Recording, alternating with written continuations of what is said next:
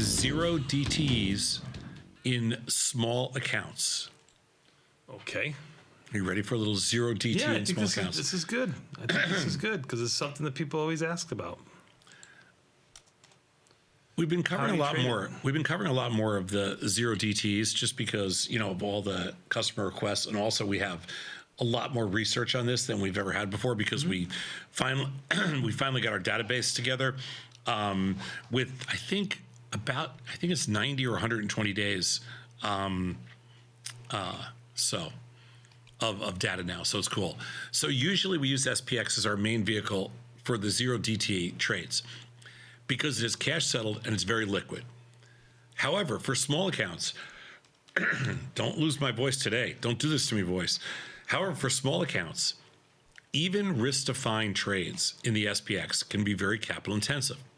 So just as an example, $30 wide butterfly in the SPX at the money, let's call it $1,300.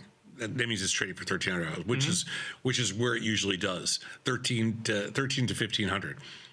And a 30 delta short strangle with $20 wide wings, which is basically the exact same thing, 1,250.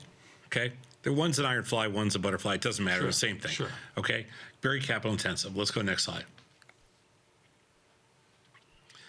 So they're throwing out SPX for smaller accounts, correct? So to trade zero DT options in small accounts, we can use the following products that may not be as ideal as SPX, but they're much smaller and they offer daily options, daily expiration. Just think of SPX like you think of kind of futures. Everything's like 10 times bigger. Sure. So just a couple things here. And we're just giving some other products that might fit your trading better. So XSP, 1/10 the size of SPX. MES, 1/10 the size of ES. SPY, 1/10 the size of SPX. And QQQ, about little less than 1/10 the size of SPX. All right, so we gave you 4 different choices here that that are all liquid enough to trade. And I don't know if he has these in any particular order, but XSP being cash settled, you got to give it a little bit of credence. You got to put a little bit of weight on that when you're trading 0-day options, especially in a small account too, that it's cash settled. It means it goes away at the end of the day. Everything's just settled to cash. It just means you have one less decision to make. It also means everything's going to go to parity too. XSP and MES, the volumes don't look great, but they are liquid, and so don't worry about the volume in there because it's the same market makers that make markets in the SPY, XSP, SPX, and ES. It's all the same people, so they're the exact same markets. So XSP and MES are plenty liquid enough, but on paper it doesn't look as liquid as SPY and Qs. Right. And just like Tony said, when you do something that's cash settled, it's a little bit easier, I think, but because you don't have to deal with it at the end of the day. And but as long as you're closing the trades 2 hours prior, don't worry about it. Let's take a look at the next slide. Perfect. So MES is the micro E-mini S&P 500 futures, and it carries a lower notional size, the lowest notional size of all the products that carry options. It is not subject to pattern day trading regulations, which is another thing. Like these are all just like alternative ways. So like if you're freaking out about pattern day trading, if you trade the /MES options, which are 1/10 the size of ES, which means they're 1/20th of SPX. Right. I know this sounds confusing, but MES is 1/10 the size of ES and 1/20th the size of SPX. But they have no pattern day trading rules, and so you can trade them as much as you want.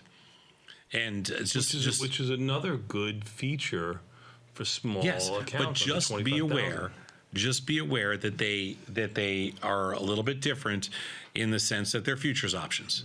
Okay. Now let's go next slide. The max losses adjust efficiently to notional value. So the only difference between products is liquidity and settlement, which is really interesting. And we talk about this all the time, but so if you're doing SPX, okay, and your buying power is 1,320, and you're doing XSP and SPY doing $3 wides was the same thing, it's $132. And if you're doing MES, which is $30 wide, okay, your buying power is $122, but your max loss is only half of that because it's only $50 a point.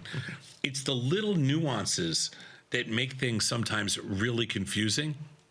It's the little nuances of futures that make things confusing, but it's those little nuances that also get you away from having a problem in things like with pattern day trading rules.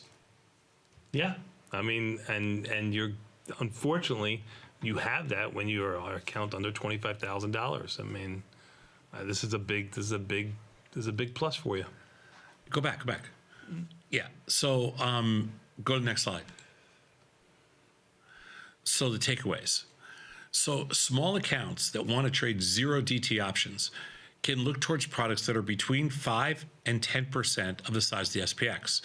So 10% of the size of the SPX, and this is, again, really interesting, but 10% of the size of the SPX would be SPY, QQQ, and XSP. 5% of the size, because this does get confused people, is MES, /MES. The key differences on all these products, the research team here wrote liquidity, but honestly, I don't think liquidity is with these particular products. I think it's all about just settlement and understanding the notional size.